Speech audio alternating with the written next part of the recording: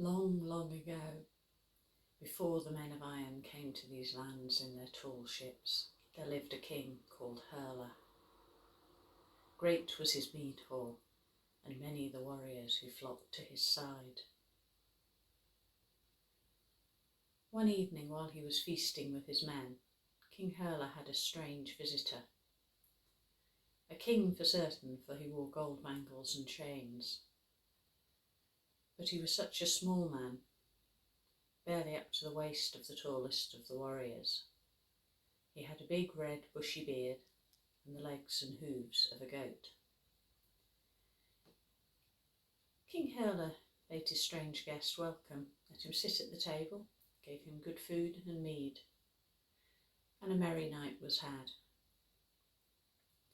In the morning, as the guest departed, he said to King Hurla, "1 year from today, I will attend your wedding here." "Well," said King Hurla, "I have no plans to marry, but if such a thing should come to pass, then for sure you're welcome." "1 year after that," said the little king, "you should attend my wedding." Some weeks later, an embassy arrived from the King of the Franks, offering his daughter as a bride for Hurla, and the day they named for the wedding was the day the little king had spoken of. And sure enough, on the wedding day, the little king arrived, bringing many gifts, and he was a merry guest. And 1 year after that, Hurla bade his wife farewell and rode to the wedding of the little king. And a great event it was. Days of feasting and sport and dancing. Eventually, when Hurla and his men were ready to depart, the little king gave them gifts, trappings for their horses, hounds for the hunt, weapons and spears to carry.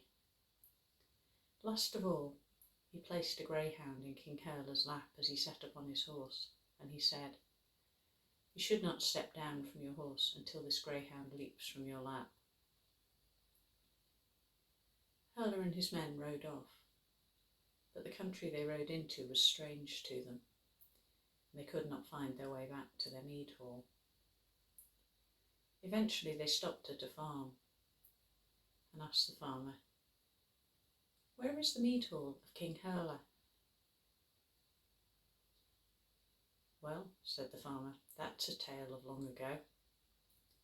It's over the other side of this hill, but there's not so very much of it left. 200 years ago, it is said, King Hurla rode out one day and never returned." They were sure that the farmer must be mocking them, and one of Hurla's men climbed down from his horse, intending to give the man a cuff about the head. But as soon as his foot touched the ground, he turned into ash. The farmer fled in terror. Hurla said to the rest of his men, "Stay in your horses. We must not climb down until this greyhound leaps.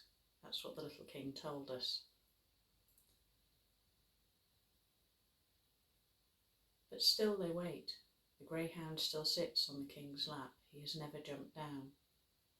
So they ride through the land, and on stormy nights you'll hear them at the hunt with the hounds baying and howling.